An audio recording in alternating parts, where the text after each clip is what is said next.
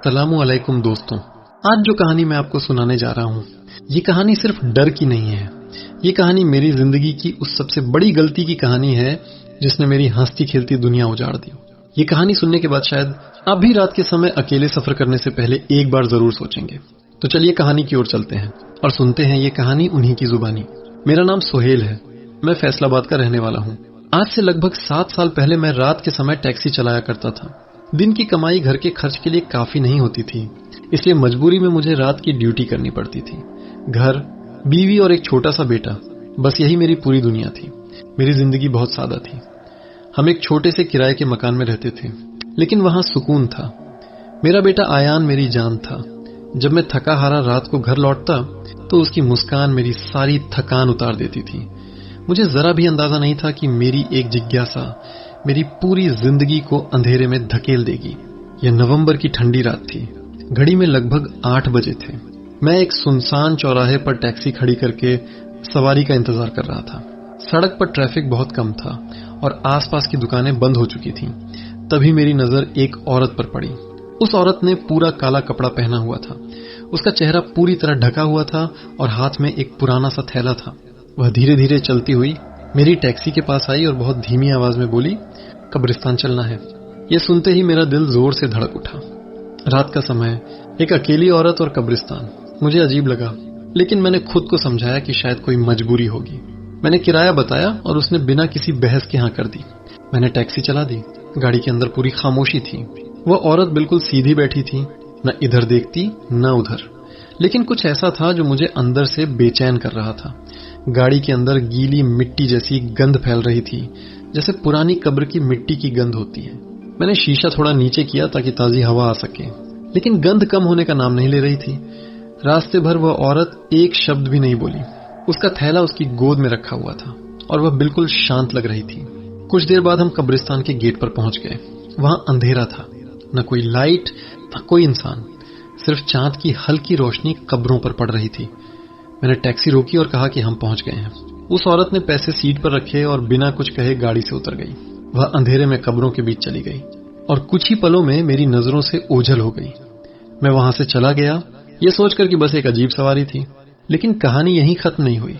इसके बाद हर 2 या 3 दिन में वही औरत उसी समय उसी जगह मिलती। हर बार वही काला कपड़ा, वही थैला और वही कब्रिस्तान। कभी उसका थैला बहुत भारी लगता, कभी बिल्कुल हल्का। कभी उसमें से फूलों जैसी खुशबू आती तो कभी सड़ी हुई चीजों जैसी बदबू। अजीब बात यह थी कि वह कभी रोती नहीं थी। कब्रिस्तान जाकर लोग दुखी होते हैं, लेकिन वह हमेशा शांत रहती थी। वापस आते समय तो वह और भी हल्की और सुकून में लगती थी, जैसे कोई बड़ा बोझ उतारा ही हो। एक रात मेरी जिज्ञासा मुझ पर हावी हो गई। मैंने उससे पूछ लिया, आप इतनी रात को कब्रिस्तान क्यों जाती हैं? मेरे सवाल के साथ ही गाड़ी के अंदर सन्नाटा छा गया। उसने धीरे से मेरी तरफ देखा।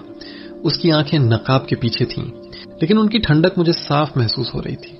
वह सख्त आवाज में बोली, तुम्हारा काम सवाल करना नहीं है, सिर्फ गाड़ी चलाओ। फिर उसने कहा, जो चीज जानने की जरूरत नहीं होती उसे जानने की कोशिश नुकसान देती है। उसके शब्दों ने मुझे डरा दिया। मैं चुप हो गया, लेकिन अब मेरा शक यकीन में बदल चुका था। कुछ तो बहुत गलत था। एक रात मैंने सबसे बड़ी गलती कर दी। जब वह कब्रिस्तान के अंदर गई तो मैं चुपचाप उसके पीछे चला गया। मेरा दिल जोर जोर से धड़क रहा था। मैं एक पेड़ के पीछे छिप गया और उसे देखता रहा।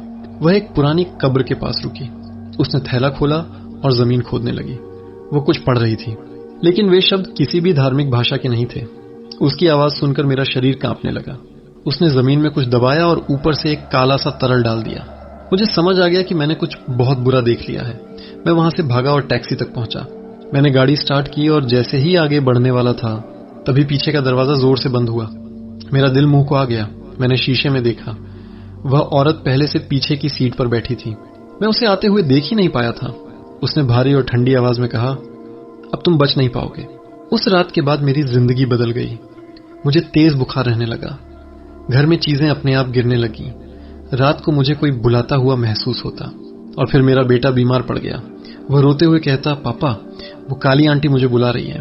मैं समझ गया कि मेरी गलती की सजा अब मेरे बच्चे को मिल रही थी। मैंने बहुत जगह इलाज करवाया, दुआएं करवाई, लेकिन हालात बिगड़ते चले गए। आज भी मैं जिंदा हूं, लेकिन वह जिंदगी नहीं जी रहा जो पहले जीता था। मैं रात में टैक्सी नहीं चलाता और कब्रिस्तान के पास से कभी नहीं गुजरता। इस कहानी से सिर्फ एक बात सीखिए, जो चीज आपकी समझ से बाहर हो उसके पीछे मत जाइए। कुछ रहस्य ऐसे होते हैं जिन्हें जानने की कीमत बहुत भारी होती है। दोस्तों, अगर आपको ये वीडियो पसंद आए तो वीडियो को लाइक करें और चैनल को जरूर सब्सक्राइब कीजिए। तो मिलते हैं अगली वीडियो में, तब तक के लिए अल्लाह हाफिज़।